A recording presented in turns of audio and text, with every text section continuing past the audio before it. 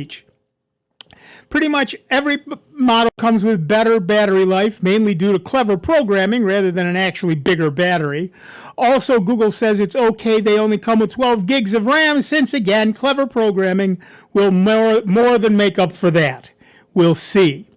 Google also introduced the most innovative product in the history of the universe, the Pixel Tag. It's a little Bluetooth tracker that you can put in your luggage or wallet or whatever and use the Find Hub to see where it is. What will they think of next? In what may come as no surprise to anyone, most of the event was taken up by Gemini. One new feature is called Rambler, not the car. It's a feature that cuts out the ums and uhs and other hesitations of normal speech when you're dictating a text. It can also cut repetition, add punctuation, and revise messages to make them squeaky clean or more professional before sending. The support page mentioned usage limits, but didn't yet specify what those are. Proactive Assistance, Google's new name for Magic Q, uses, and here comes the buzzword, agentic AI to complete some tasks within Google Maps, find parking and other peripheral details before an event, quickly complete travel forms, and more. It could even automatically surface loyalty cards when you arrive at participating stores if you're okay with sharing such minute location data. Can't imagine anything going wrong with that. It can also handle multi-step tasks across more than 40 apps on Pixel 11 phones, as well as improved live translate for podcast, YouTube videos, and other apps. So our poll of the week at soundbytes.org, that is Bytes with a Y, Francis would like us to remind you, is somewhere, made by Google 2026. And your choices are, gotta get it all, I'm enthused, looks interesting, I'll wait and see, not much I really need, and meh. So far, we've got 24 votes, and meh is half of them, and another quarter of them is I'll wait and see. So clearly, people are not that impressed. Because they didn't really address one issue that I have been saying for years now. Need more battery life. Yeah, and absolutely nobody says they got to get it all or I'm enthused. Yeah. I think what we're seeing here, and of course... And getting less. You're paying more and getting less. Yeah, exactly. And of course, if you want to vote in the poll, it's real easy. Just head on over to soundbytes.org. That's Bytes with a Y, Francis would like us to remind you. And then, of course, if you have something to say about that or dang near anything on the planet, give us a call at 585-966-JAZZ. It's 966-5299 or toll free at 800-790-0415. Apple's event is coming up soon. Yeah, WWDC in, we had that in June. September, the phone. The phone. Probably the second week in September. Right, and that's, I suspect, we're going to see much the same thing as here. You pay more to get a little less, and it all has to do with the RAM shortages because of AI. Yeah. Mm-hmm. And I suspect that in the poll, it'll be much the same. People are not going to be, there are always going to be people in both the Apple and the Google camps who must have the latest and greatest and newest immediately, or else they will die. And Apple has a new program called Upgrade, where you get the new one every year. You're exactly right. You just keep paying. Right. But there are a lot of people who are going to look at it and essentially go, meh. The rumors this year are interesting. So typically Apple releases the new iPhone, and then the Pro model and the Max model, and then maybe a cheaper model. Now the E is kind of the economy model. So the rumors for this September are it's going to be the Pro model and the Ultra model, which is the folding phone, and no cheaper model and no non-Pro model. That will come out in the spring, March or April. So the theory is they want to spread out their revenue, so there's not such a big spike in September, October, November, which is their fourth quarter. Their first quarter. Christmas is their first quarter. Right. It's weird. Companies do that. So that it sort of evens out their revenue over the year. And they don't have to make so many models at one time. Right. So because it's coming out in September, less than a month from now, there's probably 1 million of them already built for that 10 million opening weekend. Right. And so you can't go back and change much now. Right. But if you're trying to make 4 different models of phones, that's a lot of production capacity. Right. If you're only making 2 different models, that helps. Yep. And Google went the other way. They did the Pro, they did the Pixel 11, the Pro XL, the Fold. So they're bringing out models. And but you're right. With Apple is going to run into the same problem. Less RAM for more money. There's no way around that right now. There's no magic. It's just the way of life. Yeah. Are the prices going to be higher? Are the RAM going to be lower? Now, or both? Well, one thing that it's my favorite conspiracy theory of the week. The reason for this Apple upgrade thing is they will take the old phones, cannibalize them, take the RAM out of those, put them in new phones. They're also using a third-party, Klarna, one of those buy now, pay later companies, because they used to have a program they financed themselves. And so now they're letting the other company take all the risk. Right. And hopefully they will get a decent amount of reward out of that. Yeah. But the new products from Google, the hardware, whether you want it or not, is your business. And of course the amazing Google Tag, which is such an incredibly innovative product. I have a feeling Apple's not going to like that. The AirTag. Although AirTag is one word, Pixel Tag is 2 words. Right. So that might be and you some can't saving grace. Copyright or trademark the word tag. Yeah. So I'm sure they'll try. I'm sure they've tried. I'm sure that's why it's AirTag one word. Yeah. So Google couldn't call it an AirTag, but they can certainly call it a tag. Mm-hmm. I have a tag on the back of my shirt. Mm-hmm. Apple cannot come after me for that. Right. So and I get that, but the hardware side, which this is a bad time for hardware because of costs. In the software realm, the thing that most amazed me was the ability to use ASL, American Sign Language, to sign to another person over messaging. And they see text. And when they speak back to you, you see text. That's got to be one heck of a processor, because, some folks can get signing go pretty damn fast, especially if they're, husband and wife team. Yeah. I've seen some families sit there and I can't keep up with it. I know some. It's kind of the same with with a spoken language. If it's not your native language, other people can just go too fast. They can just go way too fast. Yeah. But being able to translate sign language into text and then back again is just amazing. Yeah, it really is. I saw. It doesn't translate it back. They see text on the screen. Okay. Because I did see a prototype on some. I'm sure that's next. Yeah. I saw a prototype on some science show years ago where they had a robotic hand doing the finger spelling for sign language. So someone who's blind, and apparently deaf too, can hold the hand and feel the fingers. Right. The way Helen Keller did, they spelled the words on her palm. Or on some of them, what we used to see was on their keyboard, below that was a Braille reader. Mm-hmm.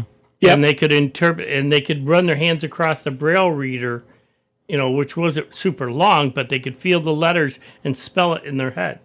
Yep. And then they also had, shortcuts and everything else with the Braille readers at the bottom of their keyboard. The first class I ever had for sign language, it was really simple. They went really slow. It was really great. And then the final exam, we were all, this was the 70s, so we were all sitting on the floor. The teacher leaned back on the floor on his elbows and was signing like this. Oh, no. Oh, well, you son of a pup, you. My sister used to do it for the court systems when they lived up here for Irondequoit. Yep. She was called in a number of times and was very good at it. Matter of fact, even when she worked at the school, the middle grade school, she had a few students. They were surprised because they were signing, and all of a sudden she started and she caught part of their conversation. She interrupted them, and they go, "Oh, they didn't realize." Because they thought they had a thing going, When I was teaching at RIT, nothing but the highest respect for the interpreters. They were, to the person, utterly and completely amazing. If anybody from RIT is listening, they all deserve a raise. They were amazing. I also have a couple of friends who are interpreters, one out in California, and they're just... Well, The work NTID they is do is one of amazing. the well-known schools Yep. across the country here in Rochester, New York, and a lot of folks don't realize it. It sits right up there on St. Paul. RIT and they're at RIT, so they're on, Yeah, they're well, on the I RIT mean- campus. But I mean, for the other younger kids, Oh, right. That's Yeah. right. And also, in terms of higher education, there's RIT. NTID, the National Technical Institute for the Deaf at RIT, and there's Gallaudet down in Washington, D.C. And those are two of the biggest deaf populations in the country. biggest, well known in the whole U.S. Yep. There's a couple of comedians that have done bits where they notice the signing interpreter in front of the stage and then try to think of the filthiest swear words Yeah. to see how that gets signed. Years ago, my friend Brian, God bless him, took me to see, for my birthday, Red Skelton at the Eastman. He was utterly amazing. And right in the middle of it, he goes over next to the interpreter where there's a table and picks up a glass of water and says, this is really thirsty work. He takes a drink, and he looks at the interpreter and says, "Would you like to wash your hands?"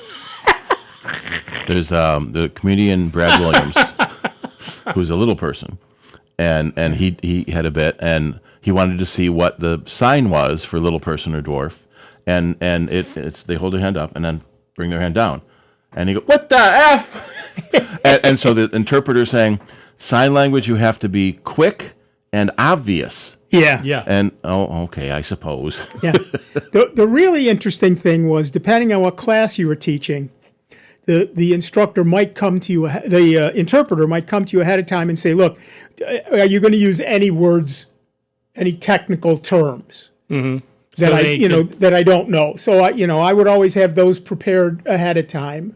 A lot of them didn't ask because most of the classes I taught were basic level stuff, but I could hand them that, and then they would say, "Give me a minute." And at the beginning of the class, they would talk to all the deaf people and say, "Okay, this word," which they would spell, "is going to be this sign, and this word will be this sign," Yep. so that they didn't slow down. Well, they do that. Because I'm a fast talker. They do that at Jiva.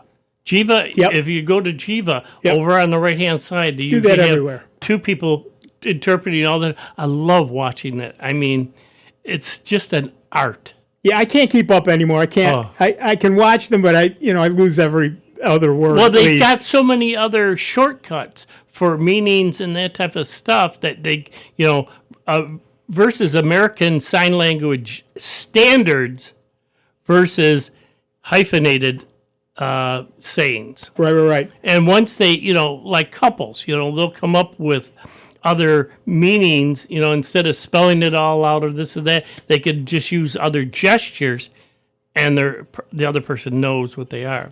Right. Which makes me kind of reflect, going back a little bit. We're sitting here now talking about sign language. I mean, you think about it, just in the past few years, how far we've come to now where we can open up our phone, sit there, hit the little microphone, talk into it to look for something or ask a question, and it spits back the damn answer. Yep. And it's like, who would have thought, say, even 10 years ago, if you had said that, just like when we said Buck Rogers, and going to the moon and that, it's like, yeah, right. Right. That What was are you science smoking? fiction. Majel Barrett, the voice of the computer on Star Trek, could do that. But in real life, there was nothing like it. In Battlestar Galactica, Adama would dictate his log, and it put in the commas and everything. Well, now the new version of Gemini will do that. put in the commas and take out the ums and do all of that stuff. And versus the old days when we had to sit there, remember when we started up a program, you had to teach it. Yep. Your enunciation. And if you had a cold, that could have changed how you pronounced words or anything else. I mean, we have just come. Kids that grew up watching that science fiction invented that stuff. That's exactly right. That's why flip phones. Flip phones, Yeah. Were communicators. I got to, again, I cannot remember who it was, and if the person who did it wants to call in and remind us, that would be great. But many, many decades ago, there was somebody did a demo for apple cider, where, and we were at the school, and they brought in one of those Dragon Dictate type things, and it turned out, he set it all up early, trained it to the room, computer. Because there's echoing in that room. It's different acoustics. Computer, yes, master. Turn on the lamp. Turn on the lamp? Yes. Poof, the lamp would go on. And then a couple other things. It was all set. We practiced all afternoon. It was great. Then the auditorium filled up with people. And all the acoustics changed. And nothing worked. I felt so bad for him. I felt so bad. Yeah. That's why we always say when you're on a video conference, like a Zoom meeting, having a headset with a microphone right in front of your mouth is the best way to go, because then it can hear you, and it doesn't get a lot. And you try to use the ambient mic in your computer, and a lot of times it will ramp up the gain to try to catch your voice and then hear every little thing happening in the background. Well, I have that problem on Sunday nights. Some of the people who use their ambient mics, I have trouble hearing. And part of it is the fact that I'm deaf, but part of it is the fact that using your ambient mic is never as good as using a headset. Even the little mics on the thing are not as good. Yeah, no, they as a regular mic. Yeah, rubbing they lack cloth a or lot. rubbing beard. Rubbing beard, rubbing cloth, rubbing your neck. Yeah. But so one thing, if you're going to be in any sort of video conference, whether it's Zoom or Meet or FaceTime or whatever, good lighting, headset goes a long way toward making it a much better experience for everybody else on the enjoyable. call. That's just Well, common it's just sense. like here, I mean, I play that one bit about speakerphones. Yep. And people don't realize, it might sound okay at your end, but at our end, we're hearing you talk, and then in the background, us talking. So that's why we tell folks, and we'll usually shut anybody down, say, hey, you're using a speakerphone, please turn it off. Yep. Oh, okay. And sometimes you hear someone in the other room at the other end. Yes. Yeah. Oh, yeah. And the person who's on the call with you didn't hear that. Right. Because the software is trying to catch you talking, so it ramps up the gain and hears every little thing behind. How about the guy that had all the birds? We were sitting there he was trying to Birds, ask. dogs. He had a couple birds squawking in the background. Fans and air conditioning are Yeah. rough because you don't want to turn off the air conditioning in the seat. Whereas if you've got a microphone, none of that is a problem. Right. Because it's usually one directional, Right. right at your face. Right. Like these microphones that we're using now, they work off center because the way the microphone is built. They're not omnidirectional, but they're Yeah. Correct. They're Carteroid, semi-directional. yeah. What? Something like that. Carteroid? Cardioid mics. Yeah. But yeah, Gemini is Google's big thing now. Everything they do is agentic. The G6 chip is designed to do more AI stuff even than the G5, or excuse me, the G, what number are we up to? 6, right? 5? What I think 5 is the released Tensor- version. 5 is for Google. Yeah, I think it's the 5. Yeah, because they just came out with the new tablet, the phone, the earbuds. Yeah, I just couldn't remember what the number was. Or the Pixel 5, rather. The Pixel Gemini. 11, Yeah. Pixel but 11. it's Gemini, it's a Tensor G5, right? 6. No, it is the Tensor G6 chip. So I must have the can't keep G5 track. in my phone. I don't know. But I can't keep track. Everything is multiple names. What about the and it's G7? something Lake and whatever. What? Like that commercial that used to run where guy's driving home in a convertible and he's got the boxes full of the new, T5 computer, all the rage, and he sees a billboard where they're ripping off the T5 sign and putting up the T6 sign. Yep. Yeah. Well, that's this. There are people who are just going to buy it because it's the latest and greatest, and there are people who are going to get the new phones just because they're there. And Apple and Google love that. It's a guaranteed income for them. Their investors absolutely love that. The one thing, I love my Pixel phone, but when I was looking at like the different the watch, I don't like that round face. I'd rather have a square one like the Apple phone. Which is funny Which because I watches don't- were been around for 1,000 years. I like the round watch. I like it. I do. See, I'd rather have a square one. I mean, that's just personal, but to offer both flavors. Yeah. Looks almost like a screen on your hand, on your arm. Right. Yeah. I suspect the round one is probably cheaper to manufacture. Well, yeah, I think I saw that when I saw it come out that like the watch the 5, it's going for around $400, which is okay. But I don't usually wear too much. I was way off. jewelry. Wristwatches have only been around 100 years. Really? Yeah. Oh, sure. People used. I would. It used to be I pocket would watches. love to see a pocket watch case for this. Mm-hmm. That would be so. Pocket cool. watch would be cool. Yeah. I used to have nothing but a pocket watch back in the day. I much prefer to a watch on my wrist. I just wear this because, particularly when I'm driving and if I'm going to go out and pay for stuff, all of that. So. Well, I used to have one clipped, and it used to clip onto my belt loop Right. on my pants and sit in the pocket. And Here's one with the retractable.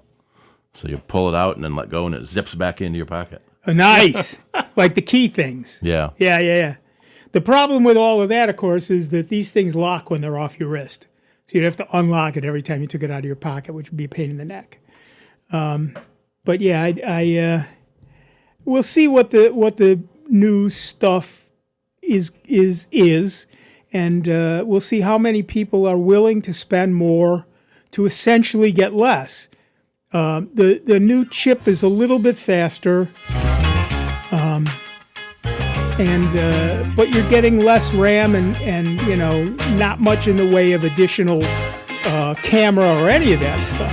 All right, we're going to take a quick break. Back in just a couple of minutes with Dave Enright, Steve Ray, me, Nick Francesco, and you. It's 29 minutes after the hour. You're listening to the longest-running computer show in the known universe. That would be Soundbites right here on member-supported Jazz 90.1. It's America's longest-running computer show. Back to more Soundbites with Nick, Dave, and Steve. Next on member-supported Jazz 90.1. NBC News Radio, I'm Lisa Taylor. At least 5 people were injured after a shooting at Virginia State University early today. Officials say it happened around 1:30 a.m. outside a residence hall at the historically black university in Chesterfield, Virginia. No arrests have been reported, but university officials say the shooting prompted a campus-wide lockdown. Chesterfield County Police are expected to provide more information on the shooting later today. Luigi Mangione is admitted to the 2024 killing of United Healthcare CEO Brian Thompson. Mangione entered his guilty plea to federal stalking charges in New York on Friday, where Stephanie Gosk reports. In court, Mangione, in his own words, described the crime. I traveled to Manhattan, he said. I then emailed United Healthcare leadership, posing as an investor at a firm managing over $50 billion in assets. Mangione says they wrote back, telling him the location of the conference Thompson was attending. Mangione will be sentenced on December 18th. Lisa Taylor, NBC News Radio. Where can I get some new DNA around here? This is Sandra Tsing Loh with the Lowdown on Science. Usually, cells make new DNA by copying existing DNA. Or so we thought. Enter Pujwen Dung and team from Stanford University. They've turned this idea on its head, studying a protein complex called DRT3. It can create new DNA without using existing DNA as a template. To understand how, the researchers separated DRT3 into its components. One part makes DNA using a built-in template that isn't DNA itself. Another can generate DNA without any template at all. The team believes this extra DNA being produced may help bacteria defend against viruses. Once again, life rewrites the rules. And that's DN awesome. A game without a crowd is just a scrimmage. A performance without an audience is just a rehearsal. Without your presence, high school sports and the performing arts aren't possible. Ensure that these essential extracurricular activities continue to enrich the lives of students in New York.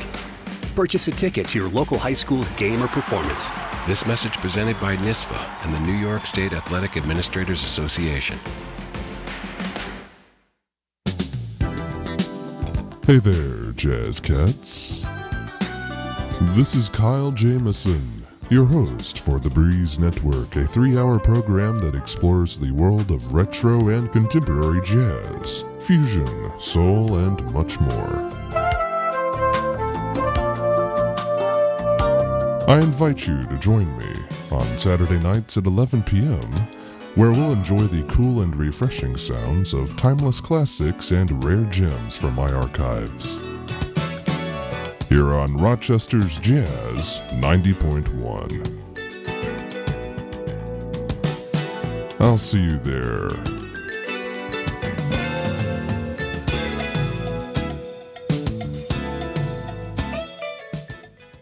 Jazz 90.1 is supported in part by our members and by the Greece Chamber of Commerce, presenting Taste of the Town in partnership with the Town of Greece, Sunday, August 23rd at the Greece Town Hall Pavilion.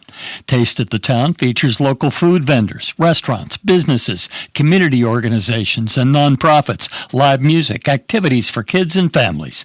It's open to the public Sunday, August 23rd from 1 till 6. Learn more about Taste of the Town at greecechamber.org. Jazz 90.1 is supported in part by our members and by the following underwriter support. An Evening with Kenny G. Live concert performance. August 27th, the Chautauqua Institution Amphitheater. Tickets are on sale now at tickets.chq.org.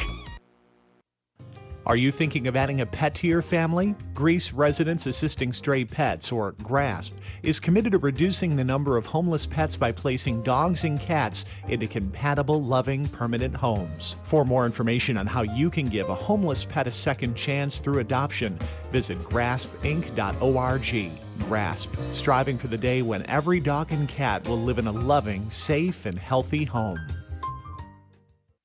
The Constitution is America's foundational document that every U.S. citizen should know. It establishes rights, responsibilities, and governmental roles. This knowledge isn't just for politicians, but for us as everyday Americans. Citizens need to understand what the Constitution says and what it doesn't say, because it protects our unalienable rights, rights no one can take away or infringe. Without knowledge of our constitutional rights, we will fail to realize when they are violated. Liberty. It's an American thing. From AmericanThing.org. And now, your Jazz 90.1 weather. We're off to a comfy, cool start to your Saturday across Rochester, Western New York, and the Finger Lakes with a touch of fog. Otherwise, the day will be mostly sunny with a cool northeasterly breeze. The high temperature into the upper 70s. Humidity levels will be low and visibility will be good. Clouds will be on the increase for your Saturday night. The low temperature near 60. Plan on scattered showers and thunderstorms to be developing on Sunday. The high temperature close to 80 degrees. I'm meteorologist Josh Nichols for Jazz 90.1. And currently right now we got a few clouds out there. 73 degrees out at the airport and 74 here at member-supported Jazz 90.1.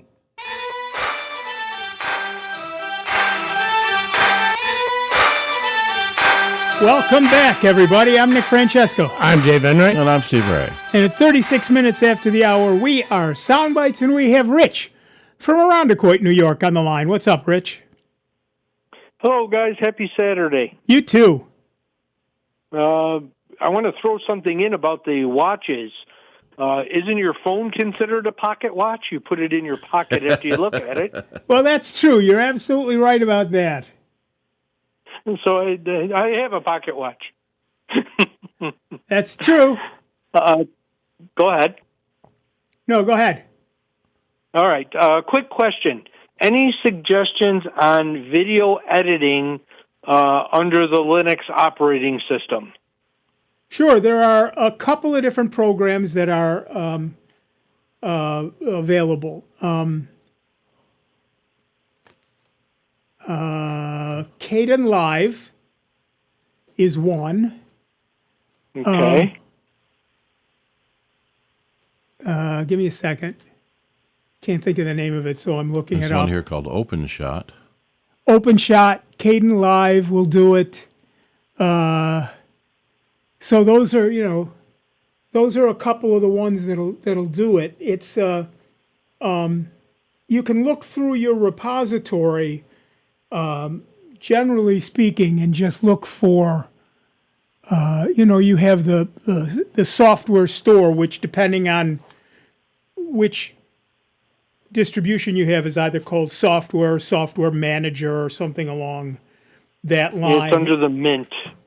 Linux Mint, I think, calls it the software manager. And if you open that up, you can search for video editing, and there are several actually quite good ones and quite useful ones. Well, just YouTube just it too. I mean, editing some old VHS tapes, actually, trying to convert them onto a disc, and then do a little bit of editing, some of the in-between stuff that we're not interested in, like news articles and stuff. Well, the other thing you can do too is just go to YouTube and Google, video editing under whatever flavor of Linux you're using. I put a link up on. And you'll be surprised, all of them that come down. There's Shotcut, Kden Live. The bigger issue is going to be how you get the VHFs into the computer. Yeah. To have an analog video into I've got digital. a VHS DVD recorder that I'm transferring the tapes onto the disc. Oh, there you go. And then you can move them from the disk. Yep. Then I use the disc to do the editing or edit it off of there. Yep. Yeah, there's a few little adapter boxes that will take analog video on one side and USB on the other side. Yes. Yeah, I've had this one machine for a long time for DVDs and being able to record onto them and could do it off a TV or the VHS or whatever. Yep. Yeah, but there are a number of them. Like I said, there's Live. No, Live Tuner doesn't do that. There's Shotcut and Kden Live and Vidiot and so many out there. So all you need to do, and they're all free. Those are all free. Right, that's what I'm looking for. Just like I said, I don't need anything professional. I just need something to chop out some stuff. Right. So yeah, I would look at either Kden Live or Shotcut to start with. Okay. All right, I will take a look in the software manager. Or Project Thanks a lot. I X. appreciate it. Have a great day. You too. Or Project X. I keep forgetting about that one. Depend again, whether or not you have all of these available to you depends entirely on your version of Linux, right? Some will have, and some will have more. Yeah. But the easiest way to find anything that you're looking for is to open up your software manager and search for example, video editor. And you'll probably find too many choices. But again, because they're free, try them. Yeah. Download it. You can always uninstall it. Yeah. Go on to the next one. It takes a little bit more of your time, but you end up with something that's great. Oh, that's one other thing. When I got the Zorin Pro, it comes standard. I think it's with like 4 different screen layouts. Right. They add about another 6. Right. And it's like, holy, and all this other software that's also included in it. And the main reason I got it was, and this is one thing that we have said for decades here at this radio station, is that if you're going to use the software, support the company. Yep. Just like we do with Super Anti-Spyware, Malware Bytes, Revo Uninstaller, all those programs. Use those, if you're going to use those, folks, and keep it for a while. I mean, if you're just going to try it once and then, no, I'm not interested. Okay. But if you're going to continually use that particular software, then throw them a few bucks. And it's only $48. Yeah. That's less than a third of what you pay for Windows when you buy a new computer anyway. Because believe me, you're paying Microsoft when Windows comes on your computer. And that's, like I told you when we came into the studio, I says, the big announcement for me is I've got one Windows computer left in my house.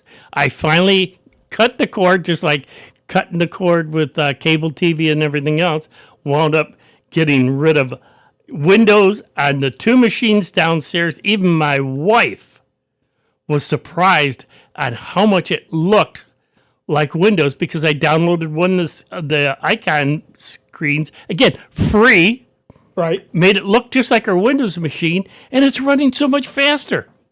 Yep. And you thought I was bad on tabs. She's even worse. Of course, she's doing a lot of research. She's does a lot of stuff with Ancestry. Right.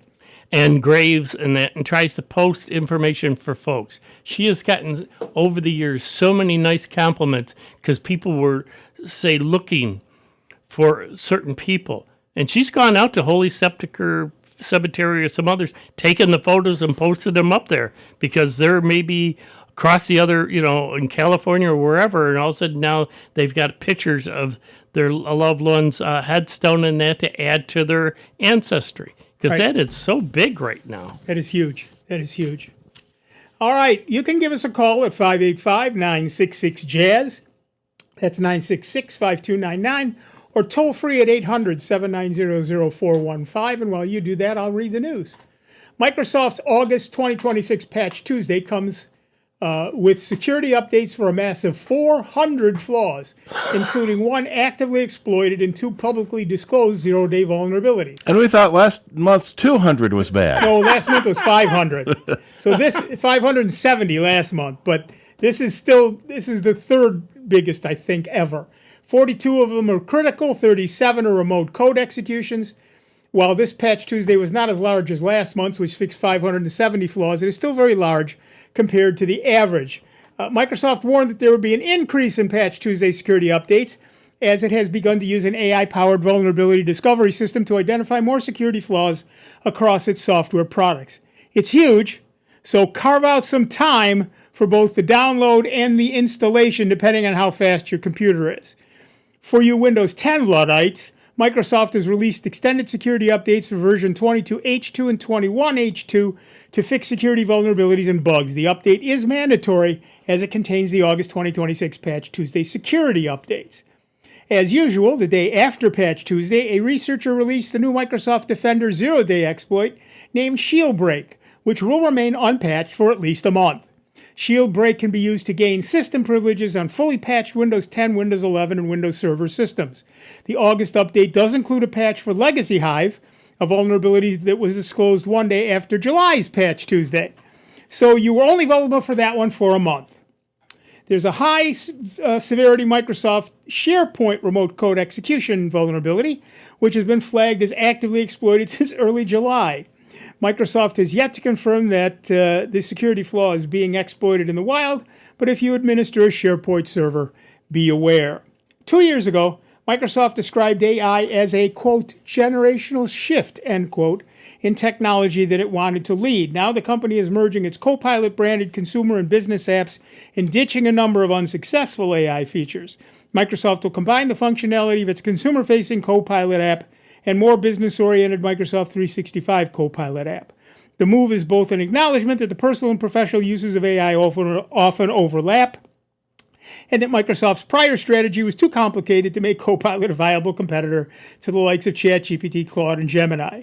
According to Microsoft, consumers will lose access to group chats, AI-generated podcasts, and Copilot Labs experimental features, and deep research by August 18, 2026, which is not likely to be a hardship for many people since not a lot of people use those features. Our best feature, of course, is answering your questions. So give us a call at 585-966-JAZZ. It's 966-5299. Or toll free at 800-790-0415. Didn't a couple of months ago they just rebrand everything with Copilot? Everything Word is with Copilot now, Excel yes. with Copilot? Yes. And now they're backing off? Well, they're combining. It's still Copilot, but it's now not Copilot with this and Copilot with that. Now it's just Copilot. So, and I believe there's still Google Miko, MICO, Microsoft Copilot, Miko, that they're pushing with the little not clippy cloud figure, and they're still pushing that. Well, that's it's all of a piece. Apple is using Apple Intelligence or Siri, or actually underneath Gemini. Google's using Gemini. Microsoft's using Copilot. They're all using. If you're on a Samsung, I think you can still get whatever it was. It started with a B. Bixby. So yeah, I mean, you can still. Everybody's all about AI now. AI is the new buzzword. It's the new hotness. And God forbid you have some sort of product without AI in it. I am on Bluehost is the place where I host all this stuff. And they're apparently not content with bleeding me for unlimited storage. They're also pushing every couple of days I get a notification. For X amount of money, you could be adding agentic AI to all your products. Thank you. I appreciate that. You have no idea how much. Trust me, you have no idea how much. Wait, I can give you an idea. 0. That's how much. But yeah, so. You'll be shocked at the amount I care. I could not conceivably care less. It would not be possible. So if you had negative caring, does that wrap around and become positive again? I guess it depends on whether you believe in a toroidal universe or not. Or do two negatives make a positive? Yeah. Right. So yeah, we all use AI a little bit every day, right? I mean, how many times do you say to one of your smart speakers, set an alarm or set a timer? It used to be that was built into the device itself, frankly. Now it's all AI. Now it's just all goes out to AI. Every time you do that, you use a couple of gallons of water. So we all use AI every day. And when you do a search, for example, on your favorite streaming service, that's using AI. Everything is AI now. Used to just be called the algorithm. It used to be the algorithm. Now it's AI, and I get that. We use it all the time. And Different name, same if you watch thing. Silo, that's the algorithm. Right. And it used to all happen on your phone, and now much of it just goes out to the web and to the internet and does it there. Microsoft is killing Google Assistant, which happened on your phone, in favor of more Gemini, which happens in the cloud, which means rather than it all being private. So, for example, if I said, set an alarm, Google didn't really know I was doing that. It happened on my phone and never went anywhere else. Now, of course, it goes out to the internet. It goes out to Google servers, and they know I've set an alarm. Because you may want to set the same alarm again. Mm-hmm. I may want to trying set to be the same helpful. alarm. Hey, yeah. Yeah. They know better. So, if you, for example, if I use my watch and say I want to set an alarm for 30 minutes, I can just do that. Nobody else knows I've done it. Mm-hmm. But if I say, Now, does that go off in your hearing aids? No, not on the watch. Oh, That goes you can't up- have that- it. You don't have it synced to your hearing aid? No. My phone is synced to my hearing aids. Can you? But not not this one. Oh. Next version. Maybe, probably. We'll see with the Watch 4. I'm not getting one, but we'll see. But this is just buzzes and shakes on my wrist, which is fine. I can feel that. But yeah, so we're seeing more and more stuff being done by AI, and there really are two reasons for that. One is because it means that, honestly, the companies, and whether it's Google or Apple or Microsoft or Samsung or whoever, have to do less because they can just foist it off on AI, and they can track what you do via AI. And that's the reason that they do all of these things, and I think we need to acknowledge that. Those are things that are going to continue to happen. We talk about how, are things listening all the time? Well, yes, in that they're waiting for the trigger phrase, but theoretically they're not listening to what we actually say. But when we send a request off to AI, that gets remembered. Mm-hmm. And that's the sort of thing that's bad for your privacy. And you can go in and turn some of that stuff off and forget the history, but I don't honestly know that it actually forgets the history completely, or only... Probably not. It's buried somewhere. Yeah.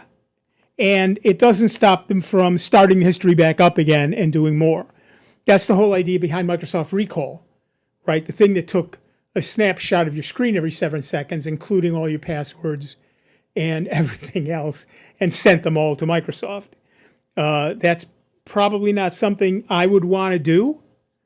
I don't worry about that because I don't use Microsoft. But if you're a Microsoft user, you might want to think twice when Recall shows back up on your computer. They put it on once. There was a massive lashing out by the community. So they stopped, but that doesn't mean it went away. It just means they'll try again. Mm-hmm. So we need to be aware of that. It's a constant battle between the privacy you want and the data the shareholders want. So you need to be proactive all the time. You never know what's going to go where. Right. And that's true of Apple, and it's true of Microsoft, and it's true of Samsung and whoever your phone is and whoever your computer is, unless you're using Linux. And even on Linux, if you use AI, they track your stuff, unless you're using DuckDuckGo or Brave as your AI. Brave's is called, I think, Leo, and DuckDuckGo's is called Duck AI. Duck AI. Just like squirrel. Yeah. So yeah, I would be. You have to be diligent. You have to constantly look back at what's being saved on your computer. You have to constantly, and that's buried deep in the settings under privacy.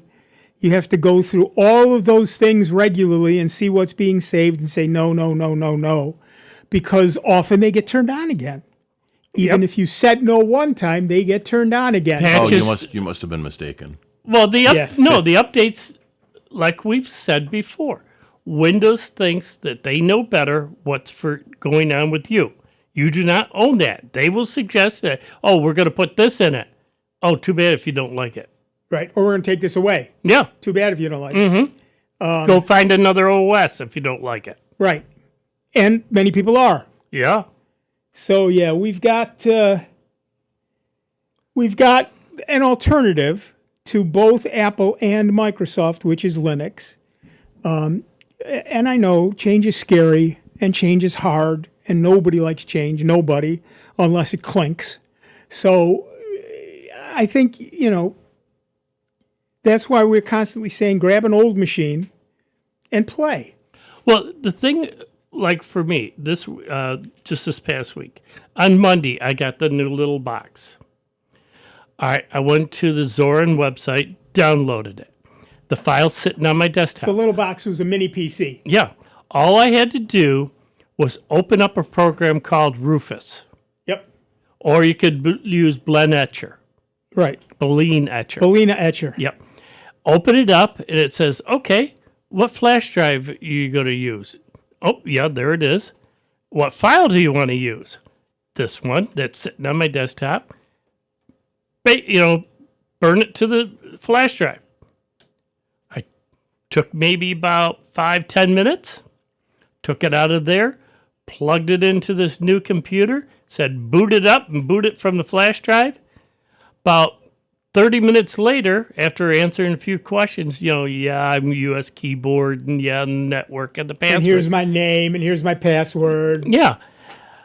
30 minutes later, I've got a boot up system that looks just like Windows. By the way, that 30 minutes included installing the entire operating system, rebooting, updating, and rebooting again. Yep. And there it was. 30 minutes later, I sat there with a full screen. That looked like Windows.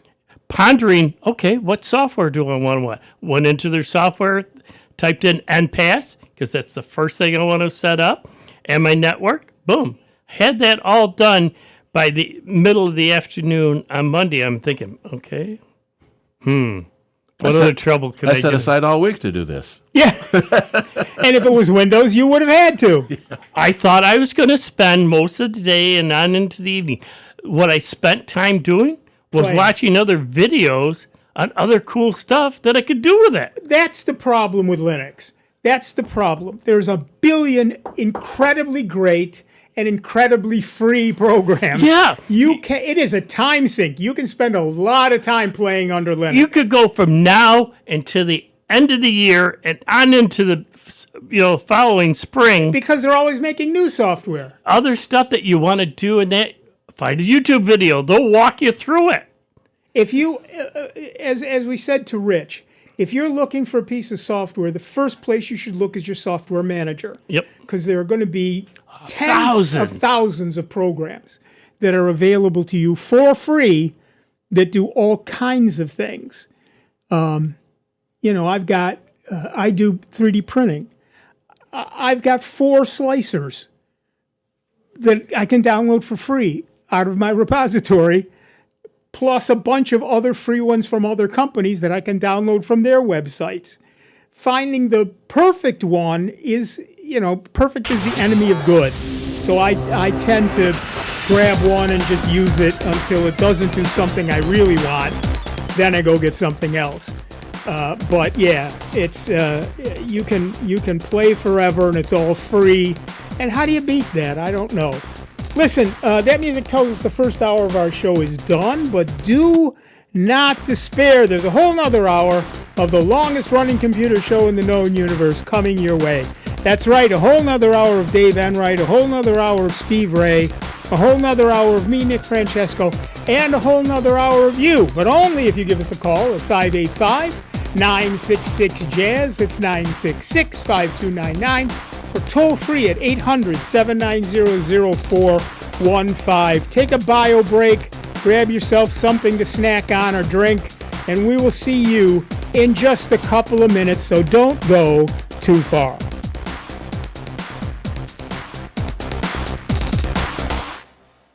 Computer talk you can understand. More Sound Bites is next on member-supported Jazz 90.1.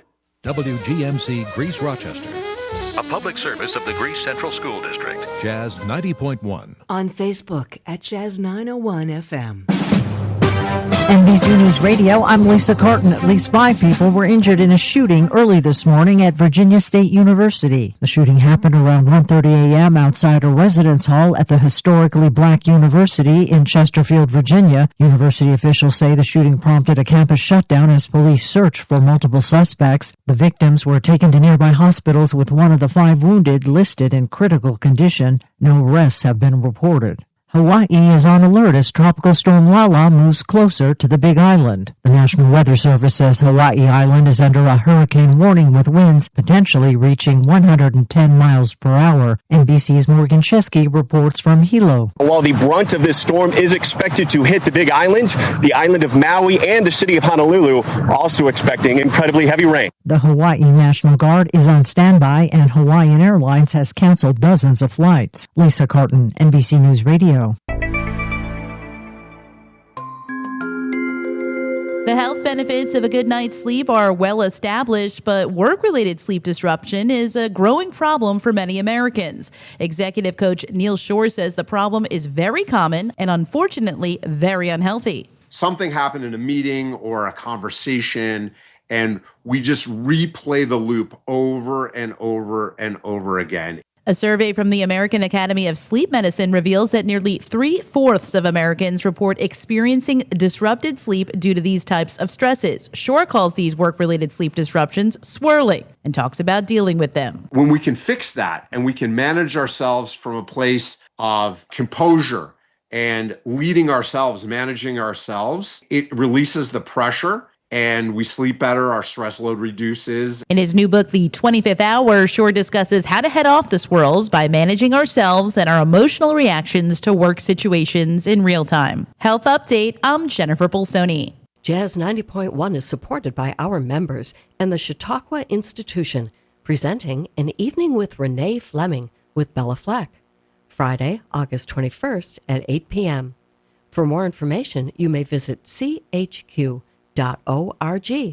Jazz 90.1 is supported in part by our members and by the Greece Chamber of Commerce, presenting Taste of the Town in partnership with the Town of Greece, Sunday, August 23rd at the Greece Town Hall Pavilion. Taste of the Town features local food vendors, restaurants, businesses, community organizations, and nonprofits, live music, activities for kids and families. It's open to the public Sunday, August 23rd from 1 till 6. Learn more about Taste of the Town at greecechamber.org. It's not a big deal. Snap out. Just get over it. We've all heard it. But if you're experiencing extreme stress, it's not just in your head. It can affect your entire body because toxic stress can hurt us physically without us even knowing it. If you've lost a job, worry about your next meal, or have trouble making it through the day, if you're feeling the effects of stress, we can help. Text STRESS to 211-211 to find a solution. Welcome back to America's longest-running computer show, Sound Bytes, on member-supported Jazz 90.1. Get online now. Call 966-JAZZ. That's 966-5299. Toll-free 800-790-0415. Or submit your question by email at soundbytes.org. Once again, here's Nick Francesco, Dave Enright, and Steve Ray on member-supported Jazz 90.1. Welcome back, everybody. I'm Nick Francesco. I'm Dave Enright. And I'm Steve Ray. And at 4 minutes after the hour, you're hurtling headlong into the second hour of the longest-running computer show in the known universe. That would be Sound Bytes, right here on member-supported Jazz 90.1. Following the latest twist in Google's legal battles with Epic, U.S. Android users are now able to open Google's Play Store and download a third-party digital store with its own selection of apps. Sort of. Aptoid, a store specializing in mobile games, is the first to become available. Aptoid itself is relatively little known, but it's likely to be the first of many alternative app stores. It's presumably only a matter of time before the Epic Store makes its own appearance, and the likes of Amazon, Samsung, and other phone manufacturers may also want to put their stores in front of potential customers. It also opens the door to Microsoft's long gestating Xbox Mobile Store. You're not alone if you just received an Apple threat notification saying it's directed at a mercenary spyware attack targeted at your iPhone. Apple sent a new batch of threat notifications on August 13th to targeted users in 110 countries. Apple's been sending these threat notifications multiple times a year since 2021 when it detected highly targeted mercenary spyware attacks. So they're real. At least this one is. Chrome's Google browser has added a new feature that go a long way in preventing a form of account takeover that's grown increasingly common as users adopt two-factor authentication, passkeys, and similar protections. The new Chrome protection is known as Device-Bound Session Credentials, or DBSCs. The measure stores a unique encryption key in a silicon resident fortress that's built into the device running the browser. This is designed to protect against the theft of session cookies, which would be a very good thing. Hackers are actively exploiting a Mac OS authentication bypass vulnerability. What? A vulnerability in Apple's computers? After public exploit code emerged. The security issue lies in Mac OS screen sharing, a built-in remote desktop feature that allows remote desktop control over a network. The flaw allows network-based attackers to gain access without valid credentials. An attacker could use this access to open applications remotely, access files, change security settings, and perform various other actions. Mac OS users are recommended to upgrade their system because the newest versions are not vulnerable to this attack. A new Android NFC relay malware called Wind Relay is being used alongside the SpyNote remote administration tool to steal card data and send it to attackers in real time. A fraudster impersonated a bank employee and called the victim under the pretense of a problem with their payment card. During the call, the threat actor instructed the victims to sideload the SpyNote tool, disguised as a legitimate app, and granted it accessibility service permissions, giving the attacker remote access to the Android device. To add credibility, the attacker can personalize the malicious app label with the victim's name. Windows Recall is the feature that takes a snap. We just talked about this, that takes a snapshot of your screen and makes it searchable. This is a horrible security issue, and Microsoft has backed off for now. But don't despair, Apple users. You too can have Recall. ChatGPT just added that feature to its Mac OS app. If you use the ChatGPT app, you might just want to make sure that ChatGPT computer history is turned off. But don't turn us off. Instead, give us a call. 585-966-JAZZ. It's 966-5299. Or toll free at 800-790-0415. And while you do that, we will talk to Matt from Buffalo, New York. What's up, Matt? Hey, what's up? I'm glad to hear your guys' voices, and I'm lucky to be alive today. Yep. What's up? I just want to say I got this new phone, right? They put so much bloatware on this phone. I wasn't doing anything, and it's like this thing needs an update, that thing needs an update, that thing needs an update. Just be aware of what you buy. I got one of these Fire TVs that I thought was good. The thing's just an ad seller. Yep. I mean, cheap TV, nice. But I guess you get what you pay for. Yep, it's exactly right. One of the things that people are angry with Amazon about is that Kindles show ads everywhere. Fire TVs show ads everywhere. And let's be honest, that's pretty much the way they make their money. Sometimes I pause the show because I want to read something on the screen, and an ad pops up and covers the screen. Yeah, it covers the screen. And so, that's how they do it. And in terms of the phones, one reason that you save money on the phone is because the phone company is being paid to put somebody else's software on that phone. That's one of the reasons that I prefer the Pixel line, because those are an almost entirely pure Android experience. I would say it was a Virgin phone. Oh, yeah. Yeah. There you win. I get it. All right, yeah. And so one of the first things you have to do when you get any phone is remove the bloatware, assuming you can. Some of it you cannot. So, be aware of that too. That's one of the advantages of buying a Google Pixel phone is it's pure Google and none of the extra stuff. Right. None of that extra junk. You do get the Google stuff, Yeah. like Messages and Drive, but you probably want those anyway, and if you don't, you can remove them. Mm-hmm. Well, that can be the problem with the other phones. You get a Samsung phone, it's got the Samsung messaging app.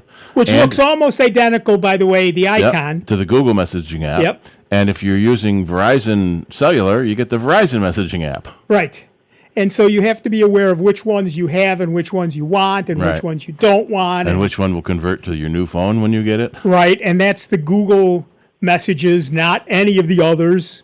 It's a tough thing to know just quite what you're getting and what you're using. My wife had that problem back in the day. She went to a new phone and suddenly didn't have any of her old messages.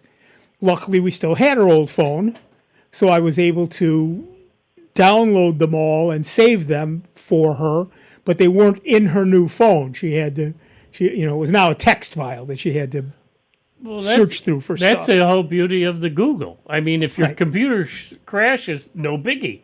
All you do is get a new one, sign into your Google account, your messages and your photos and everything else, documents and everything else is up there on the cloud. One of the other things that I really like is when I am sitting at my computer, I don't necessarily want to reach for my phone constantly. So I open messages for web on my computer screen. And if a message comes, somebody wants to text me, it's right there and I can actually type the response at my keyboard and all of that. So we wish Apple would do that too. We thought we were getting close when they had iCloud messages. Right. But that's only to sync messages to your devices. It doesn't show you on the web, on iCloud. Right. I've never done that here. Yeah. Are Apple phones able to do talk calls with Androids these days? Yes. Yes and no. Depends on which. Okay, well, cellular talk, yeah, they always have been. The cell companies. Actually, no. In the very, very, very, very beginning, if your friend had a different cell company, FaceTime, I think it's called. Yeah, if you're talking about messaging, you can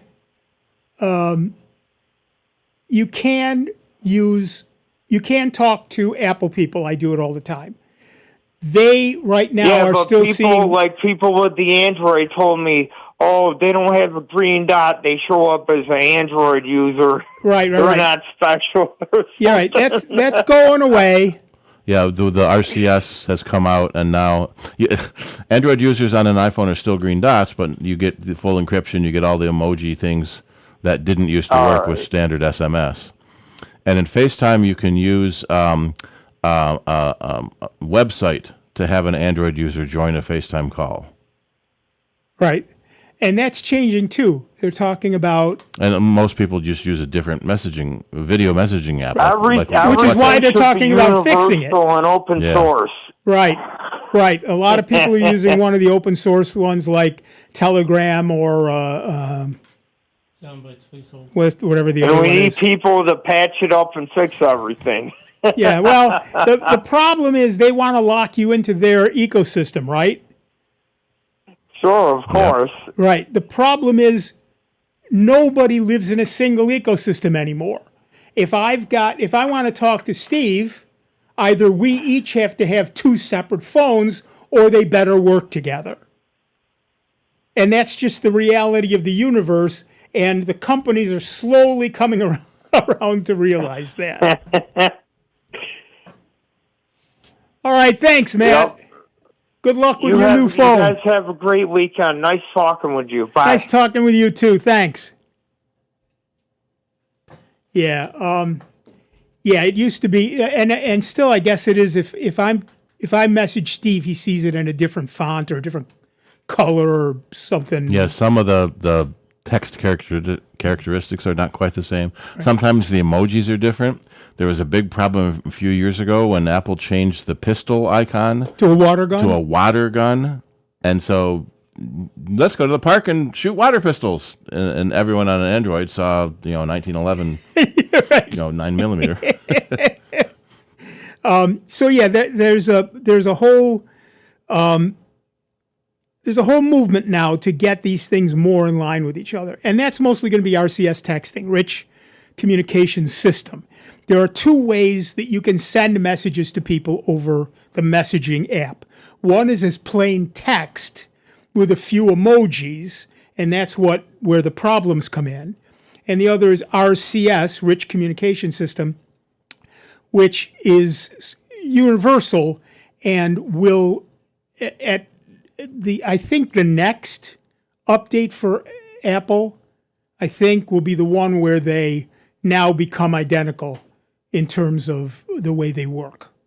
Because it started with the 26.5 update. Okay, so Google has been following the standard. Apple, of course, has not. Well, Apple says Google had their own version that they submitted as a standard, and Apple waited till the standard was ratified. Yeah, that's what they're saying. The fact that everybody else went to it first. Yeah. Yeah. But yeah, so that's the thing. So if you are looking to communicate with other people by text, you should be able to do that shortly with no problem. If you are looking, and RCS, by the way, is encrypted, whereas plain text messages, SMS, is not. Which is why a lot of the companies are now changing that for two-factor codes. They want you to use an authenticator app that is encrypted because text messaging is not encrypted. Right. And text messaging from places like TextMagic and all of those places are cheap, but also not RCS, at least at this point. So you're getting plain text. So if I do two-factor authentication and send you, if I send Steve a code, anybody can intercept that and then log in as him before he gets it. Yeah, it's not likely anyone will unless you're a high-value target. Right. But it is possible, and so, Or it doesn't. It goes back to what we were talking about earlier. It doesn't. You don't have to be like the president of a country. You can have a disgruntled spouse, right? And they can intercept your text messages and cause havoc. Right. I've talked about this before. There used to be a program called Vomit, Voice over Misconfigured Internet Telephones, and you could set it up because most of those calls are over Wi-Fi.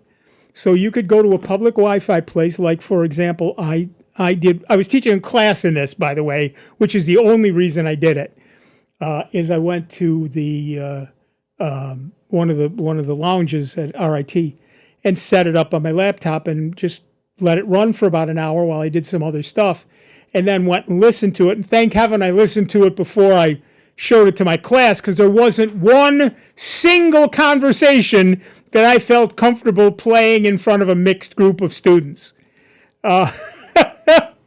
My golly, I forgot what it was like to be a college student. But you could. What it did was it grabbed all of the packets and reassembled them as plain language and turned them into a sound file and saved it as an MP3 on my desktop, on my computer. So yeah, it was quite a little eye opener, and I thought, okay, I can talk about what Vomit does and why you should be more careful about what you say, but I can't play any examples. Even back in the when radio scanners were popular and cell phones weren't encrypted, we'd catch someone saying, calling their wife saying, "Oh, I'm working late. No, I'll be home late," and then they hang up and call their mistress, and I'm on my way over, and because people didn't realize the phones weren't encrypted. Back in the day, this was in when I was in Detroit. I was driving along. I had my CB radio on, and I caught somebody saying, I turned to a channel, and there was a guy saying, "Yeah, my wife just left for the afternoon. Come on over." And a woman answered, "Okay, I'll be right there." Okay, I don't need to listen to this. Maybe it was the cleaner. I'm sure it was the maid. I'm sure that's who it was. Mm-hmm. I'm sure that's exactly who it was. And I got a bridge for you. Exactly. What we're finding over time is that there is no security. Or rather, there is, but not from anybody truly determined to get at you. And that will be more and more true as quantum computing becomes more prevalent and it just becomes easier to break any encryption. And it seems that most people don't care about security. I don't have anything to hide. People have gone on late night talk shows. Will go down the streets. For a candy bar, will you give me your bank password? Yeah, and they do. I don't. My first question would be: are you going to test it? Soundbite your name. Yeah. Because if you are, I won't give it to you. Pardon? If you're not, I'll just give any four numbers and you can give me a candy bar. Yep. But yeah, I have seen people telling stories on talk shows and say, oh yeah, I was talking to blah, blah, blah, and she just moved into an apartment at 327 State Street, blah, blah, blah, blah. Don't tell people somebody's address. Don't do that. It's ridiculous. I just don't get it. We need to be more careful, and we need to be more aware. Now, if your address is public, for example, your email addresses are public, and that's absolutely understandable. They have to be. If you don't mind people calling you, like your business phone, you will always give out your business phone number. But don't give out your private phone number. It used to be they were in the phone book. Now who the heck's got a phone book? And I get notices from Google all the time. We found your public information. Do you want to delete it? Yes, please. So for free? Because I know there's a lot of pay services that do that. Yeah, and Google does it for free. What's the name of that program? It's part of Google's setup. I just told it, go find my stuff. I don't remember exactly, but I'll look it up later. I got to answer the phone right now because we're talking to Fred from Rochester, New York. What's up, Fred? A couple questions. Actually, the more the show goes on, the more questions that you bring about in my head. Yeah, you're dangerous, Fred. I use Brave browser on my Linux desktop, and I searched for a product. And on my phone, Android phone, I was looking at Facebook, and an ad for that same company came up on my feed in Facebook. Coincidence, or I don't have a setting set right? Facebook has a cookie that or a tracking pixel on pretty much every website. Yeah. So what if you search for something on Facebook? Facebook remembers that, and when you go back up, I searched for it on Brave browser. Yeah. Okay. And I looked at the product line. And that website then set a the cookie. Next day I'm looking at Facebook on my phone, Android phone, and that same company showed up. Right. So what happened was what Steve said. I wonder if that's just a coincidence. No, what Steve said is true. Facebook sets a universal cookie on your computer. Every device. On any device that you go to Facebook on. And what that universal cookie does is it will remember and send back to Facebook searches. Also, depends on where you searched. So if you searched on Google, Facebook pays them to say where did Fred search. And pretty much every website has a Facebook tracking pixel on it. Standard Brave browser use as a search. Sorry, say that again? I never changed it. Sorry, say that again? So I have Brave on my Linux desktop, and I use I don't think I ever set what the search was. It's just a standard search. I know it's different than Google, but I don't know what it is. If you just do a standard search, you can use Leo, I think is what it's called. No, Leo is their AI. Yeah.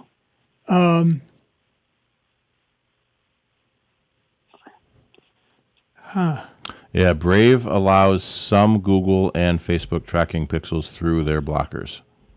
Okay, so that's one that they allowed. Yeah. It wasn't a terrible thing, but it was just like, is this coincidence?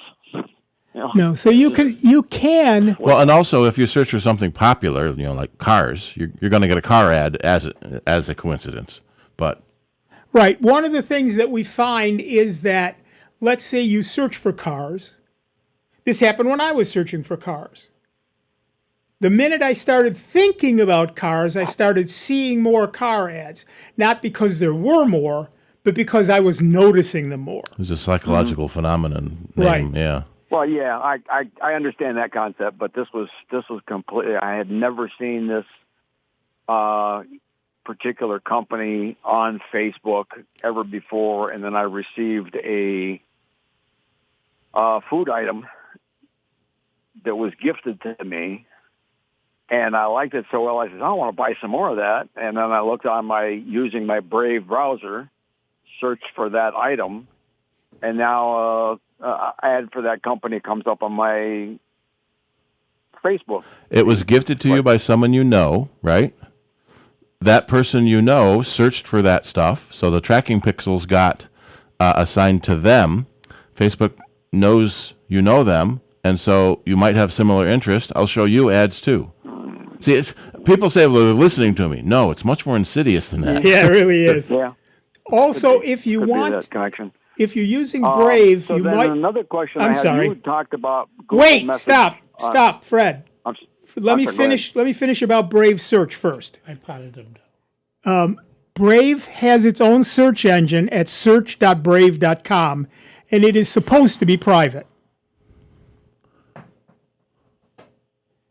Search.brave.com. I installed Brave, but I don't think I can't remember that I ever did anything because it was so long ago. Yeah, if you go to search.brave.com and then bookmark that, make that your search engine. Okay. I think there's this in okay, settings. Great. So back to the Google Messages. Yeah. On seeing them on your desktop, is there a way to connect my phone calls to my desktop? Still using my phone and my data plan and yada yada yada, but the same concept as the Google Messages. Is there something like that for phone calls? If you have a Google Voice number, yes. No, it's just an Android Samsung Galaxy phone with. I don't know of one. I do know that if you use Google Voice, you can call from your computer.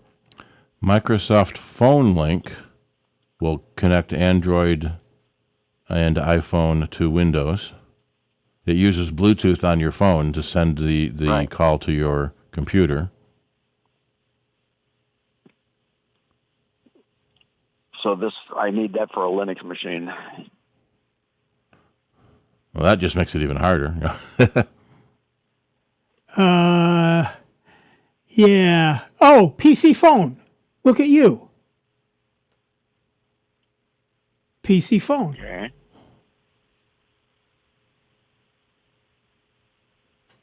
I've never used it. Make and receive phone calls through your PC through Bluetooth. Connect your Android phone via Bluetooth and make or receive calls directly from your computer using your PC's microphone and speakers. Is that one word? PC phone? PC phone, yeah. Snapcraft.io/PC phone. Presumably, Dave will put that on the. That's a Linux program. Okay. And it's in my repository. I'm sure it's in yours as well.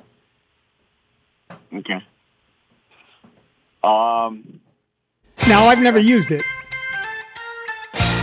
All right, Fred, we got to take a break.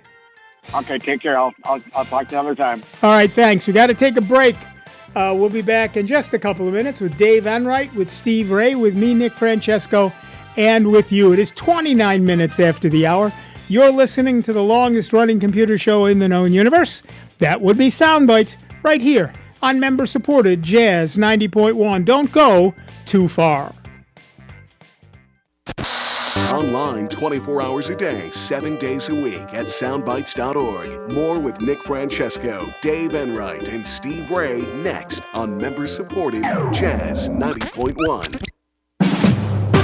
NBC News Radio, I'm Lisa Carton. At least 5 people were injured in a shooting early this morning at Virginia State University. The shooting happened around 1:30 a.m. outside a residence hall at the historically black university in Chesterfield, Virginia. University officials say the shooting prompted a campus shutdown as police searched for multiple suspects. The victims were taken to nearby hospitals with one of the 5 wounded listed in critical condition. No arrests have been reported. Hawaii is on alert as Tropical Storm Lala moves closer to the Big Island. The National Weather Service says Hawaii Island is under a hurricane warning with winds potentially reaching 110 miles per hour. NBC's Morgan Chesky reports from Hilo. While the brunt of this storm is expected to hit the Big Island, the island of Maui and the city of Honolulu also expecting incredibly heavy rain. The Hawaii National Guard is on standby and Hawaiian Airlines has canceled dozens of flights. Lisa Carton, NBC News Radio.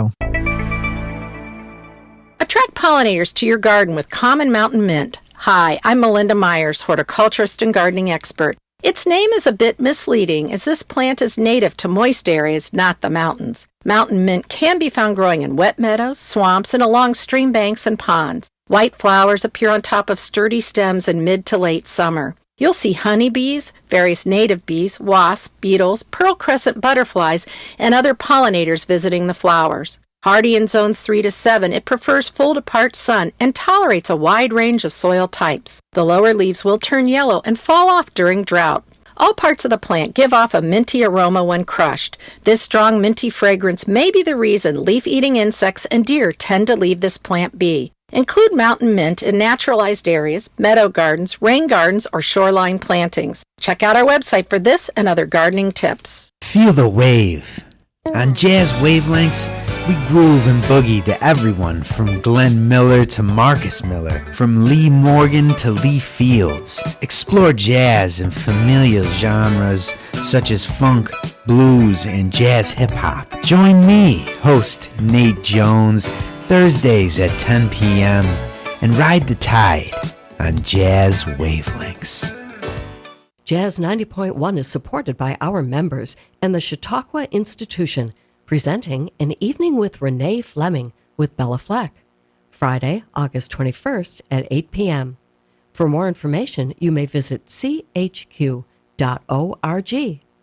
Right now, our country feels divided, but there's a place where people are coming together. I was nervous to talk to someone so different than me. Me too. Love Has No Labels and One Small Step are helping people with different political views, beliefs, and experiences connect through conversation, and it feels good. This conversation gives me hope. It gives me a lot of hope, too. Take a step toward bringing our country and your community together. Start a conversation at lovehasnolabels.com/one small step. A message from StoryCorps, Love Has No Labels, and the Ad Council. Jazz 90.1 is supported in part by our members and by the Greece Chamber of Commerce, presenting Taste of the Town in partnership with the Town of Greece, Sunday, August 23rd at the Greece Town Hall Pavilion. Taste of the Town features local food vendors, restaurants, businesses, community organizations, and nonprofits, live music, activities for kids and families. It's open to the public Sunday, August 23rd from 1 till 6. Learn more about Taste of the Town at greecechamber.org.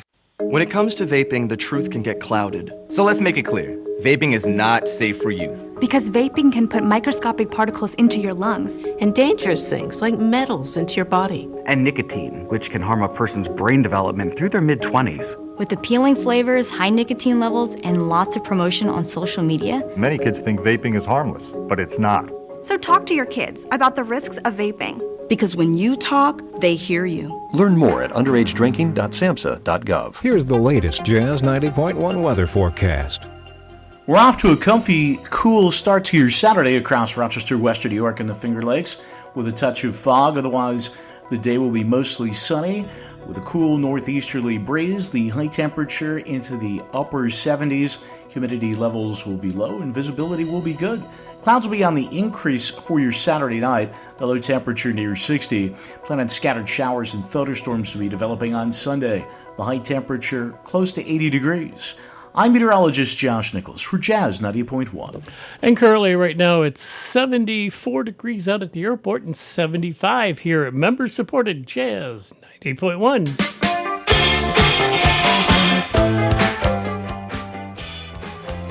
Welcome back, everybody. I'm Nick Francesco. I'm Dave Enright. And I'm Steve Ray. And at 35 minutes after the hour, we are Sound Bytes, and you can give us a call at 585-966-JAZZ. It's 966-5299, or toll free at 800-790-0415.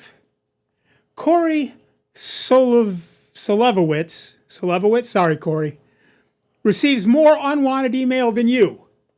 About 700 a day. That's because he's the owner of the domains noreply.us and noreply.net. He created them for his own use, but quickly noticed that other systems were sending mail to @noreply.us addresses.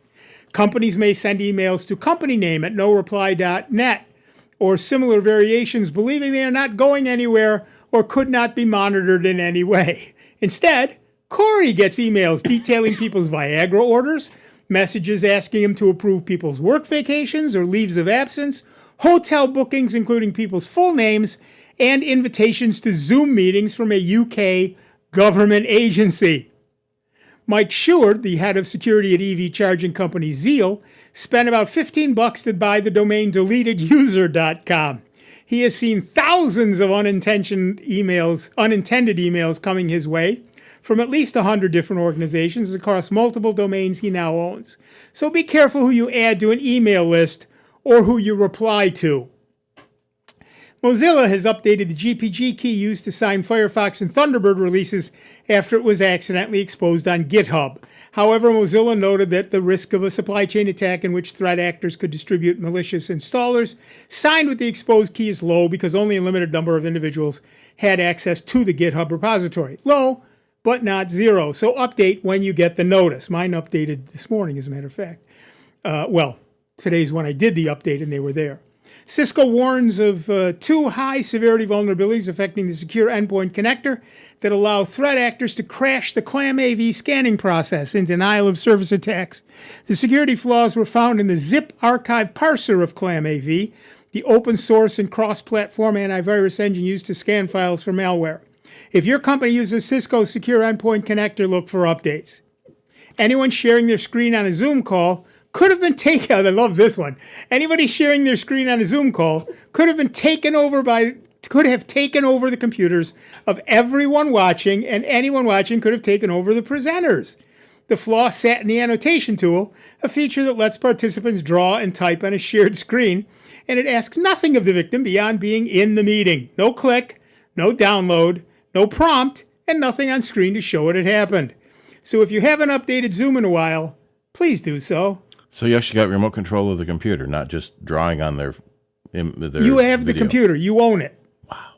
Yes, exactly. Why was that option even available? More than 373 browser extensions. No, read that again. What? Read that again. More than 737 browser extensions published on the Chrome Web Store impersonated well-known VPN and proxy services while routing users' traffic through SOC 5 proxies operated by a single provider. Some of the extensions impersonated, remember, these are impersonations, not the real thing, dozens of established brands, including Proton VPN, NordVPN, Surfshark, ExpressVPN, and Cloudflare's 1.1.1.1 public domain name system resolver. While Google removed more than 200 of the extensions related to the identified campaign, over 500 of them are still active in Google's web store. Remember, so be careful which VPNs you're using. Also, please remember, VPNs don't do what you think they do. But we do, assuming you think we answer computer questions. So give us a call at 585-966-JAZZ. It's 966-5299, or toll free at 800-790-0415. You know, that's the one thing that I'm honestly getting a tiny bit tired of. The constant people who will always say, "Oh, I'm using a VPN, so I'm safe." No, you're not. VPNs don't do what you think they do. The VPNs, pay attention. All a VPN does is encrypt your traffic from you to the VPN. That's all. That's all it does. Once it gets to the VPN, it is decrypted. The VPN company knows who you are and where you're going, and they can look at what you do. So the question is not, are you using a VPN? Are you using a VPN that you implicitly trust? My hope is the answer to that is no. And why are you using it? One of the common uses for regular people. So the intended use is I'm on the road. I use a VPN to connect to my server at work. Right. So I can take notes and right. We ran a VPN when I was at RIT. Right. And so if I logged in, it was as if I were sitting at my desk, which is exactly the correct use for a VPN. What a common use now is if you want to steal Doctor Who from the BBC, you open a VPN that says you're in England. Right. And then it thinks you're in England. And it lets you download Doctor Who. Yeah. The problem with that is that the company that's running that VPN gets a note from the government that says, give us your data, and they will. Yep. There was a guy who got arrested. He was using Tor. He was using Tails, which is supposed to be a secure Linux operating system, Tor, which is supposed to be an anonymous network, and a VPN, and they still found him. Clearly, they don't do what you think they do. But they're advertised and touted as keeping you safe on the internet. In fact, I'm getting a little annoyed at Malwarebytes. Yeah. Even if you pay for the Malwarebytes service, oh, you should get our VPN. Oh, you should get our WebGuard. Yeah. Oh, you should get this. Oh, you should get that. I just no. Well, it's all about earning more money for the shareholders, and The that's the upsell, only way baby. they can do it is add more products on and telling their shareholders, well, we'll just offer them this and say, they got to do that to increase the profits. Right. It's all about the upsell. Mm-hmm. Now, if you run your own VPN service, like for example, if you get a Linode, or if you prefer Linode, I don't care. If you get a Linode instance up on linode.com and run your own VPN service, then you're as secure as you're going to get. They're still going to know it came from your Linode, but if you don't save any logs, nobody can trace it from your server. And you can say, well, there's 50 people who know that address, so it wasn't me. Yeah. And the other thing a VPN does is hide where you go on the internet from your ISP. Right. And so that's all it does. Your ISP can't sell that data. Right. But your ISP knows you went to VPN company, so then the police go to the VPN company to get your data. Right. So if you are caught trying to do something bad. Right. It essentially takes one extra phone call for them to get you. Yeah. I don't know that that's worth it. The other problem is, of course, most VPNs are very slow, unless you're paying for the highest tier service. And so you can get on a VPN, but now you're doing dial-up all over again. Speaking of network speeds, we should probably talk about SpeedNet. People are constantly saying to me, you've got, I go to SpeedNet and it gives me different answers all the time. Well, yes, it is always going to give you different answers depending on what time of day you go, how many other people are on your network, how many other people are on that server. And how you're routed to it. And one of the interesting things that you will find is that some ISPs will throttle you if you're on a service like Netflix. They will slow you down on Netflix. Because they want Netflix to pay them. They want Netflix to pay them, and Netflix is a huge user of their service. So so instead of speednet.com, you can go to fast.com, FAST.com. Which is Netflix. That is a Netflix server, and it will tell you how fast your speed is at Netflix. And if it is significantly different from speed test, then you know that you're being throttled on Netflix. I'm getting a lower speed on fast.com than I did at speedtest.net. And that's because you're being throttled. By the school is throttling Netflix. That's exactly right. And that is exactly correct. Yep. Now, Netflix only shows you your download speed, and frankly, that's what most people are only interested in. They're going to YouTube, they're going to Netflix, they're going to Amazon Prime. Those are the places they're going. There's a more button that showed my upload speed. Yeah. But if you just look at it, it's only your download speed. And there's a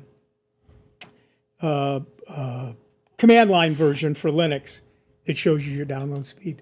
So you can test your download speeds at speedtest.net, and that'll give you your download speed to their server. And you can pick multiple servers off of their site as well. And a lot of the ISPs have their own instance running. Yes. Which gives you a better test between you and the ISP. The problem is it doesn't matter how fast it is between you and the ISP.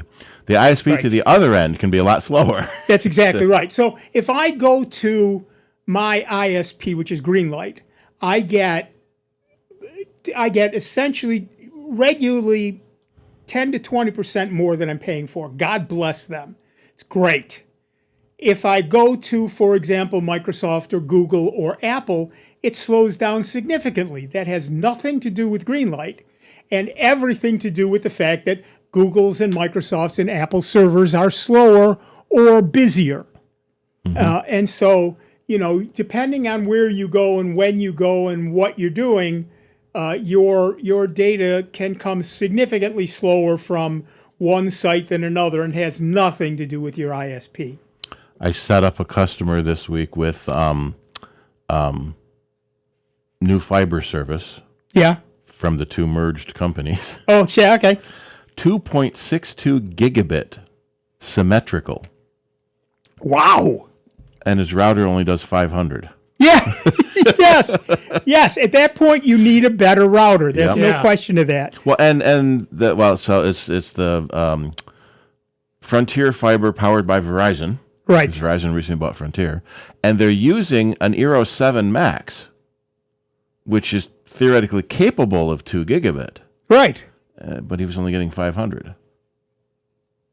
Well, because the computer only has Wi-Fi 6 in it. Oh, he's on Wi-Fi. Yeah. Well, you're never going to get better than 480 or 490 or whatever the number is. If he'd have to be directly connected to get the speed.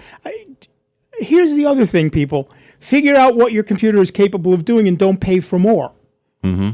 Right? I mean, if you're always on Wi-Fi and you don't have a direct Ethernet cable connection, the best speed you're going to get is about 500 megabits per second. Why are you paying for 2 gig if you can only ever do 500, 480, 490, whatever that number ends up being? And that's part of why you're getting the speed you're getting too. Yeah, I'm only getting a 170 connection to the AC router. I have an older computer. It's only got Wi-Fi 5 in it. Is AC? I forget. Yeah. So I used to know all the 802.11 numbers. Now when there were only 3 of them or 5 of them. Then they went to AX, and I think we're now on BX or something. Yeah. Yeah. Now they're all the way up. Yeah. Well, and a lot of it too is they were an older couple, and they watch some streaming television.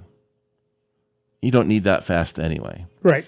If we always say, family of 5 with each of the kids streaming a different show, then being that fast would be good. Or you're downloading a new Linux distro every day, then you want that fast. Yeah. I only have 500 meg, but I'm all alone in the house now, so it all works out for me. But the thing is, you want to match what you're capable of with what you're paying for. There truly is, if you're only ever on Wi-Fi, you really don't need much more than 500 megabits because you're not going to get more than 500 megabits unless you have a super new computer. I don't know what the fastest new speed is. I think I was just starting to look. 7 or 7E is the latest. Yeah. And it's got to be on your router and on your device, your computer, your phone, whatever. Right. So Wi-Fi 7 is 802.11be. So your Greenlight, you're only using 500, not a gig anymore? Or? No, I'm down to 500. I get 530, 528, 535 regularly. But yeah, I'm down to that. I don't need to spend for more. Yeah, no. So even Wi-Fi 6 is supposed to do 9 gigabits over Wi-Fi. Wow. No. Well, it never does. It never does. Yeah, Wi-Fi 7 is 40 gigabit. Right. It never does, and you have to have everything capable of doing that. And no obstructions. And Right. you're close. You're an inch from the router. Yeah, right. Or you got giant antennas, cranking up the power. So yeah, so you can do 120 millimeter or 60 millimeter. What radio frequencies do you usually look at? You're in the meter bands, right? Yeah. I go from 160 meters down to 70 centimeters. But normally the HF band is from 160 meters down to 10 meters, technically. Yep. The 6 meter, the 70 centimeters, and 2 meter bands, and they're going even lower. Yeah. Well, that's so 2.4 gigahertz is 120 millimeter wavelength, which is about 4 3/4 inches. So this is an experiment you can try at home. Put some shredded cheese on a plate and put it in the microwave, but disable the spinny thing. Yeah. So the plate doesn't spin. You'll see every 5 inches melted, not melted, melted, not melted, because that's the frequency and the wavelength of 2.4 which gigahertz. is why it spins. Yep. So that it goes through the dead spots and the working spots. Yep. All the time. And on top of that is how fast is your computer. Mm-hmm. So if I can, for example, on my desktop, which has gigabit connection to my gigabit router, to my gigabit switch to my gigabit router, I get the full 530 megabits. So even if you had the 2 gigabit line, I couldn't use it. you got a gigabit max anyway. That's exactly right. Even if you're wired. So why would I pay for that? Yeah. So I can get my 560 with no problem, and it will 530 with no problem, and it will.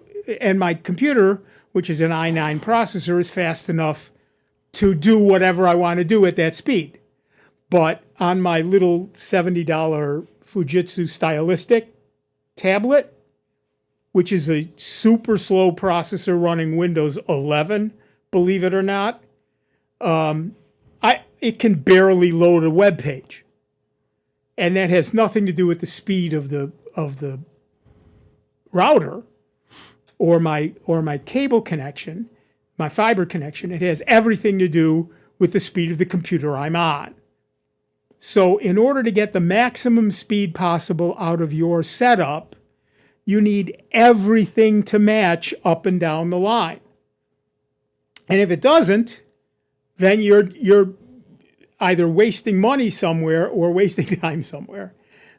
So, like I said, right now, except for my one wired connection, all of my devices are wireless. So 480 megabits is as fast as most of them will do because they're all older machines. So 500 megabits is fine for me. Yeah. And it again, because I'm the only one in the house, it does everything it needs to do, even when people are over, which is it's 2 or 3 people still is not a problem. And we're running this entire radio station and dozens of connections here on only a 100 megabit line. Yes. Yeah. So you can do all of that. Yeah. But the point is not can you do it. The point is what are you paying for and what are you actually getting for that money. So, paying for a 2 gigabit line is great if you match it all the way across the board. But if you're all Wi-Fi, you don't need more than a 500 megabit connection because you generally won't be able to use it. That's all I'm saying. And, for most homes, 100 megabit will handle normal video and streaming, video streaming and video calls for a couple of 3 people. Yeah. Right. So you don't, there was a time when I had gigabit Ethernet, and my daughter was living at home, and we had a friend of hers living there as well. They were talking to 2 or 3 or 5 or 10 people at once, and watching different things and playing games simultaneously. My wife was watching one streaming service downstairs while she was on her computer. I was watching a different streaming service upstairs while I was on my computer, and I was downloading another Linux distro because that's what I do. And, I needed gigabit Ethernet for all of that. But, most people don't. And so, having something in the 500 megabit range is probably more than enough for most people. Why not in this economy? Why not save the money? Well, I've got the 750. It's bragging rights. Yeah, it's bragging rights. People look at me and say, "Wow, you only have 500 megabits? You're a tech guru." Yeah, but I don't. I will buy a laptop at the drop of a hat, but I don't need more than 500 megabits of download. Remember when 10 was fast? We were all on 56K modems, and we were I was just about shocked about how fast 10 Well, I can megabit was. remember Frontier. They were a lot slower than that. Yeah. I got angry when I bought a 2400 baud modem and the text scrolled up the screen so fast I couldn't read it because it was all text in those days. Yeah, I started a 300 baud modem. You want to know what somebody's really like? Give them a modem. Give them dial-up and let them watch them on the internet. They should add that to the browser, that when you open the browser and type an address for the first time, it makes the modem screeching sound. My phone's dial tone is the modem sound. Nice. All right. Well, that's it. We are done for another week. I want to thank everybody who called in. Good questions again this week. I really did like them. We will be tomorrow night at 9 p.m. We will be in the Soundbites Lounge. So head on over to soundbites.org and click on the link and join us there. It's a video call, but you do not have to turn on your mic or your camera, so you can join in anonymously. I want to thank Dave Enright. I want to thank Steve Ray. I'm Nick Francesco. You've been listening to the longest running computer show in the known universe, right here on member-supported Jazz 90.1. Hug your loved ones and be good to one another, will you?